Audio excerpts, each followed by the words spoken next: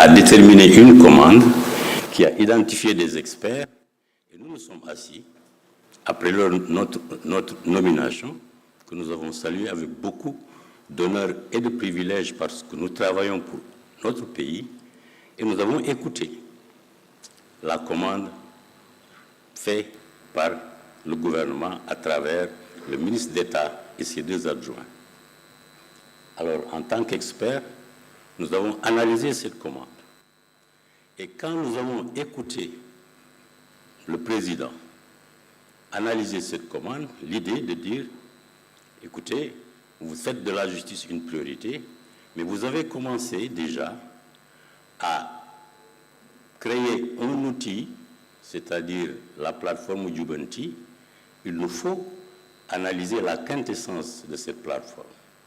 Donc, mon propos sera de vous expliquer la liaison de cette plateforme avec la documentation reçue de personnes présentes ou absentes à l'étranger ou au Sénégal, malades souvent, qui veulent, mais qui ont donné une documentation fournie, adressée aux facilitateurs, aux professeurs, aux politiques, aux ministres et à moi-même. Et ces documents, j'ai un sac, malheureusement, je ne peux pas le porter. Nous avons reçu une pile de documentation de tous les Sénégalais et même d'autres organisations travaillant ici, des partenaires techniques, financiers, qui ont estimé que la justice est importante et qui ont donné cette documentation. Donc, mon intervention ne sera pas seulement la plateforme, mais comment nous allons intégrer cette conscience grise, compétence affirmée à travers une documentation fournie. Et le troisième élément de liaison, c'est nous avons la plateforme de la présidence, nous avons la documentation des Sénégalais et de tous les partenaires qui veulent une justice forte, indépendante. Et nous avons, vous, depuis mardi, à travers vos différents travaux. En tant que président de la commission technique, en tant qu'expert, comment avons-nous fait le lien?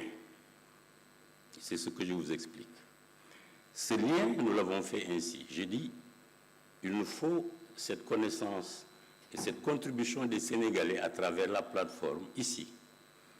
Le directeur de cabinet a identifié au niveau du gouvernement des informaticiens.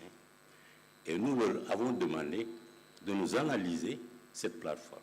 Parce que si ce n'était peut-être pas urgent, si on avait assez de temps, certainement le gouvernement aurait fait le tour comme un recensement par région pour écouter chaque Sénégalais. Mais du fait de l'urgence, du fait qu'il faut aller vite, et nous avons compris la commande, du fait que c'est une priorité, la plateforme Jubanti a été une vitrine à laquelle les Sénégalais peuvent s'adresser.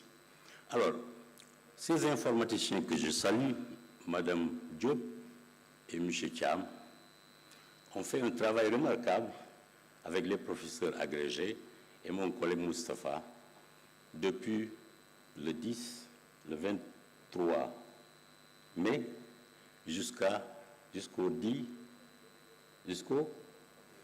voilà, donc 10 jours francs pour identifier, pour tirer de cette plateforme tout ce que les Sénégalais ont écrit, ont contribué. Alors, l'idée était de savoir combien de Sénégalais, j'expliquerai tout à l'heure les statistiques, mais l'idée fondamentale, c'est de rapporter ces contributions, ces interrogations, ces critiques, mais aussi beaucoup de choses qui ont été dites. J'expliquerai tout à l'heure. À la CPI où j'ai travaillé plus de 15 ans, nous étions responsables du département appelé compétences, complémentarité et coopération. Et toutes les communications, les plaintes venaient dans notre département. Et la CPI ne s'occupait que des crimes graves, de guerre, crimes contre l'humanité et crimes de génocide. Mais il arrivait que des gens qui ont des problèmes de divorce sérieux ou des problèmes de famille écrivent à la Cour. Mais mes collègues recevaient, nous montraient, et nous voyons que ça n'avait rien à voir avec la Cour pénale. Mais avec respect et dignité, on traitait cette demande en recevant la demande et en essayant de donner à cette personne une direction. C'est la même chose avec la plateforme. on y trouve tout.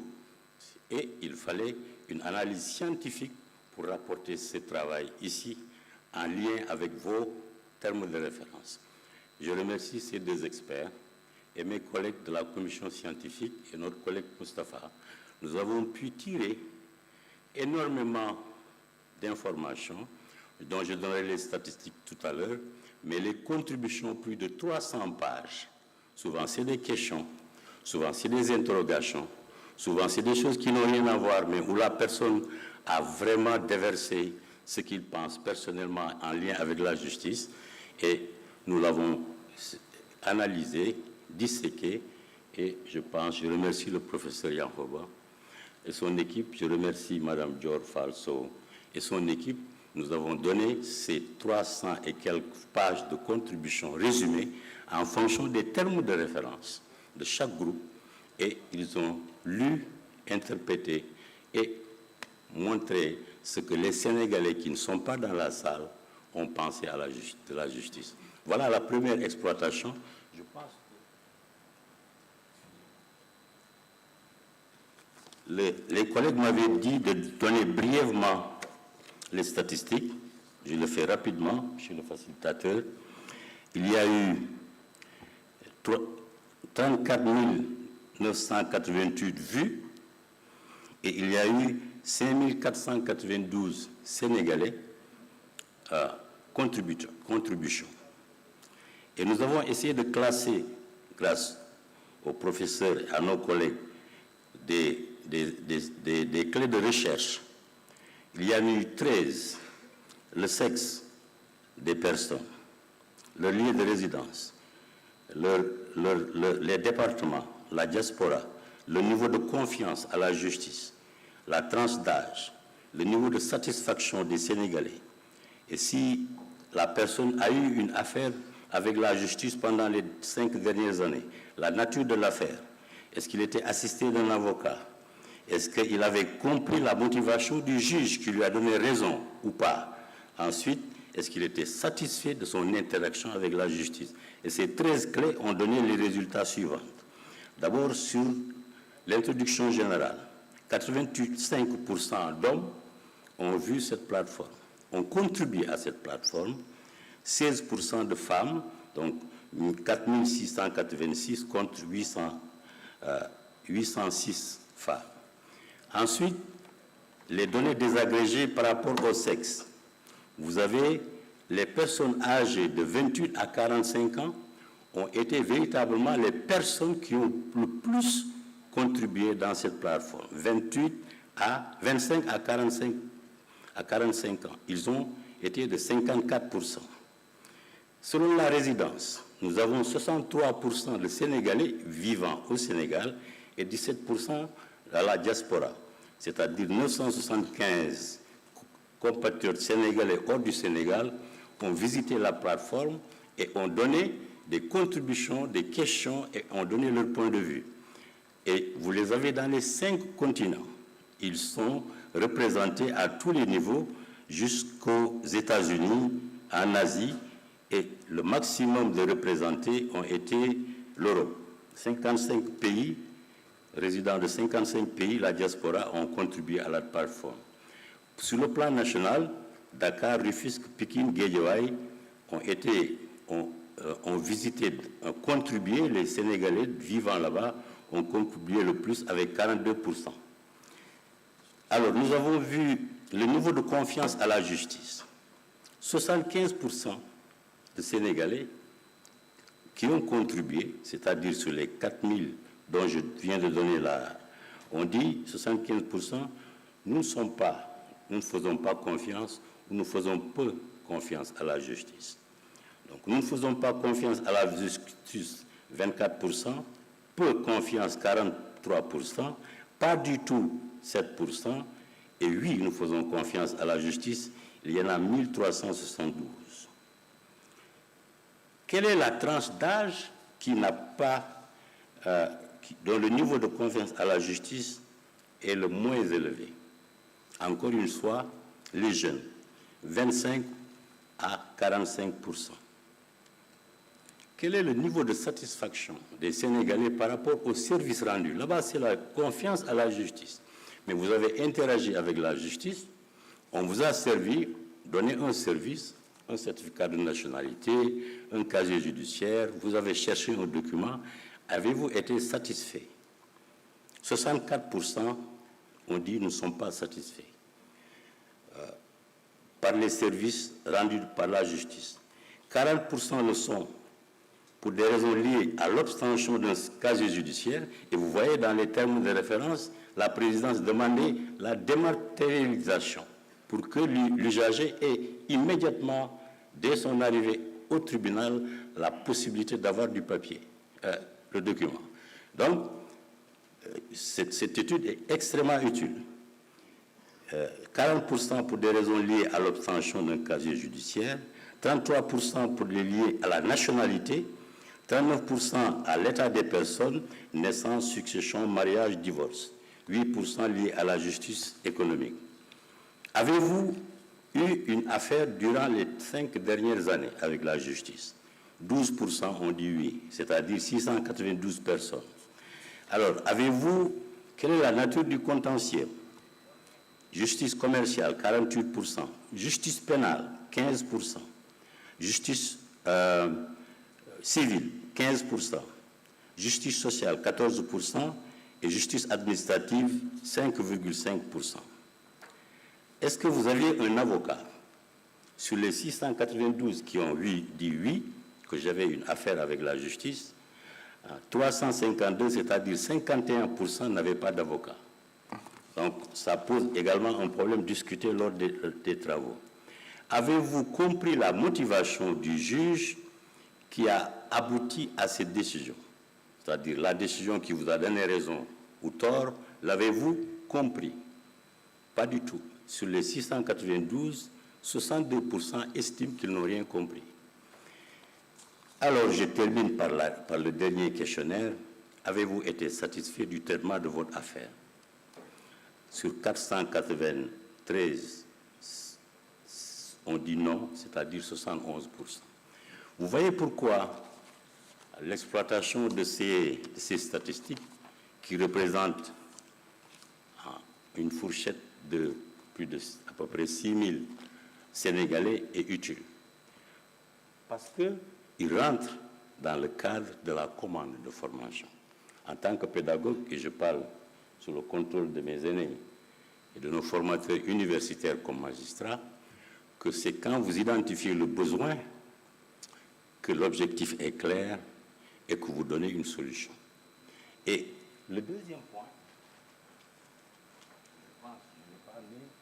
mais il y a 36 communications de professeurs d'université, de simples citoyens, des oulémas, des académies islamiques. Dommage que je n'ai pas le document, mais des contributions remarquables reçues, merci beaucoup, certains avant, d'autres durant. Pas plus tard que ce matin, nous avons enregistré la réglementation, l'agenda législatif et réglementaire du gouvernement pour l'année 2024, donc qui avait été identifié depuis longtemps. Ce qui dit que si vous décidez ici, ça rentre dans l'agenda. Il faut aller vite en fonction de la feuille de route. Nous avons les avocats, toutes les contributions sont là, d'énormes documentations. Quel lien avec les objectifs? Nous avons également identifié dans ces documents ce qui rentre dans la réforme avec Dior et son équipe et ce qui rentre dans la modernisation, avec Dior, et dans la réforme avec le président, avec le professeur Yankoba. L'idée, c'était la plateforme représentant les Sénégalais, la documentation représentant des contributeurs de bonne volonté, plus, avant cette session, le ministère de la Justice, en la personne du procureur général Ousmane Diagne, a fait l'inventaire de toutes les réformes existantes au niveau du ministère par ses différents successeurs et les a mis à notre disposition. Qu'est-ce qui restait? À faire le lien avec vous. Alors, la plateforme a été identifiée, les 4 éléments de référence les termes de référence clés ont été donnés aux informaticiens et l'ensemble de la contribution des Sénégalais a été mise à la disposition des présidents de commission. Mon deuxième point, c'était, après vous avoir justifié comment ce dialogue a été ouvert, il a été inclusif, il a été participatif, c'est de vous dire aussi ce qui n'est pas ce dialogue. Il ne faut pas, et nous l'avons évité, et je pense, vous verrez, ce dialogue n'était pas destiné à des plateformes revendicatives de profession judiciaire, ni de syndicalisme.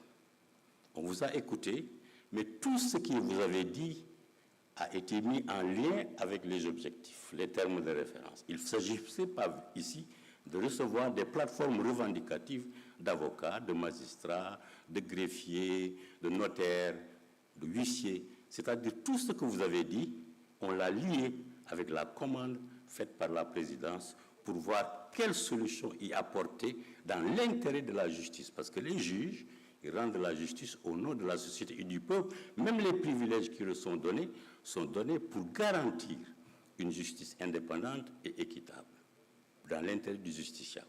Je remercie toutes les professions judiciaires qui l'ont compris. Le deuxième, ce qui n'est pas ce dialogue, c'est des attaques personnelles. Et là aussi, nous remercions, et ils le feront par des voix plus autorisées, des victimes ont été dans cette salle.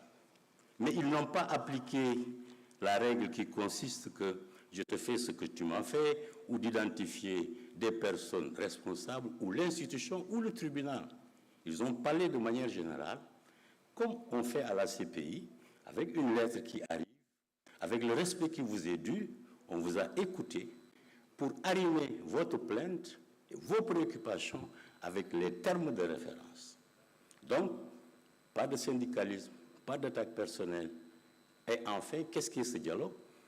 Quand les cadres, les commanditaires sont venus, ils sont assis avec nous, et avec le professeur, les différents professeurs, les experts, et je conclus sur ça. Nous avons identifié des objectifs précis, relisez les documents, des objectifs concis, relisez les documents, des objectifs réalistes, parce que la justice, ce n'est pas de la théorie, il faut donner des moyens, le juge doit bien juger, le procureur doit bien poursuivre, le juge d'instruction doit bien enquêter, et puis ce dossier qui arrive, on doit bien le traiter dans des délais. Ce n'est pas de la théorie universitaire, c'est des résultats concrets. C'est pourquoi, durant toute notre interaction avec les commanditaires, c'était de définir les TDR d'une manière, de telle sorte qu'en sortant ici, toute recommandation donnée à la hiérarchie, aux hommes politiques qui ont demandé ça, soit réalisable. Objectif précis, objectif concis, réaliste, réalisable et, je laisserai aux facilitateurs, mesurable. Parce que nous n'allons pas seulement faire des propositions, nous n'allons pas seulement dire au gouvernement, en tout cas la commission technique, je suis que le porte-parole, ce n'est pas ma voix qui va dominer, mais nous allons discuter d'une feuille de route et nous dirons au gouvernement, voilà, à court terme, à long terme, ce qui, si vous l'exécutez, avec votre volonté, comme justice est une priorité, force est de reconnaître que vous aurez des résultats que nous, une commission ou des personnes ou des spécialistes, dans 1 an, 2 ans, auront à évaluer. Parce que quand on vous donne des moyens, comme vous tous dans vos différents services, on vous donne des budgets, vous exécutez un programme, force est de reconnaître que vous devez produire des résultats. Et c'est ça dont marche un pays.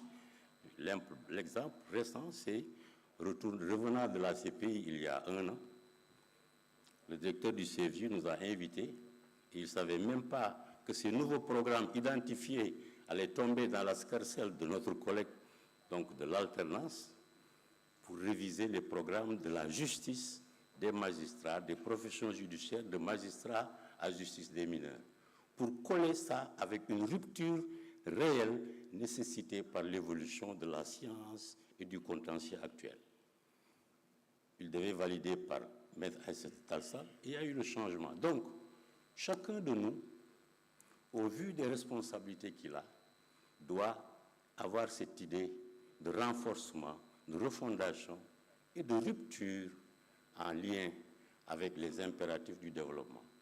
Vraiment, je ne sais pas si la commission technique, j'ai restitué, mais avec beaucoup d'humilité et en demandant à mes collègues les circonstances des bénéfices atténuantes au cas où je n'ai pas dit, j'ai altéré ce dont on a parlé depuis